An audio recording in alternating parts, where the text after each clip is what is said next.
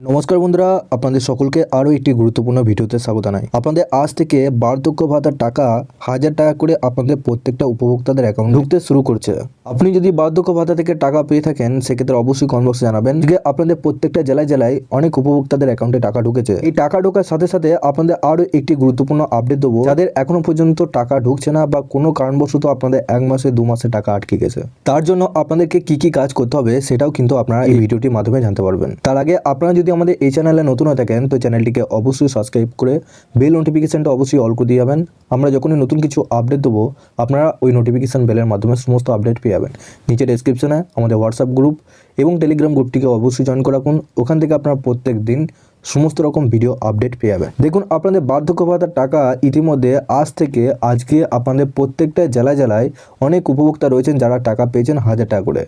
সেই গেছে আজ থেকে কিন্তু আপনাদের প্রত্যেকটা উপভোক্তাদের অ্যাকাউন্টে টাকা ঢুকছে।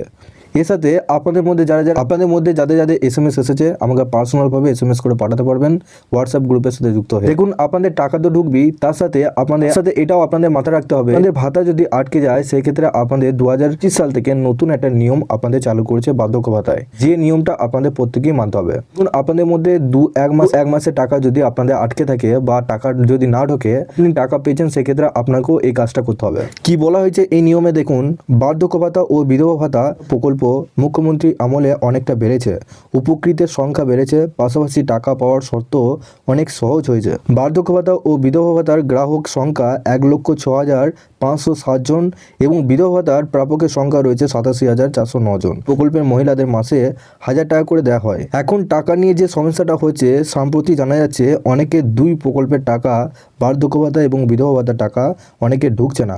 এর জন্য চিন্তার কিছু নেই, কিছু তথ্য জমা করলেই আপনাদের এই টাকা কিন্তু আবার প্রত্যেক মাসে মাসে আপনাদের অ্যাকাউন্টে কিন্তু ঢুকতে শুরু করবে। তার জন্য আপনাদেরকে কি করতে হবে, আপনাদের জেলা প্রশাসনের কাছে আপনাদের লাইফ সার্টিফিকেট জমা করতে হবে।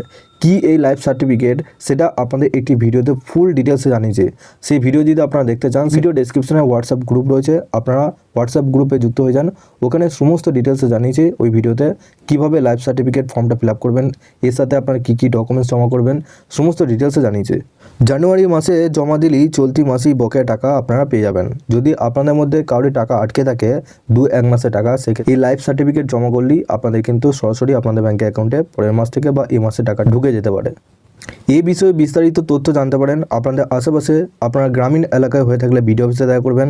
শহর এলাকায় যদি বসবাস করেন সেক্ষেত্রে আপনার পৌরসভায় গিয়ে আপনারা দেখা করতে পারেন। আধিকারিকরা সঠিকভাবে আপনাদের বুঝিয়ে দেবে যে কী কী আপনাদের ডকুমেন্টস আপনাদের আনতে হবে এবং ওখান থেকে আপনারা একটা ফর্ম পেয়ে যাবেন অফলাইনে।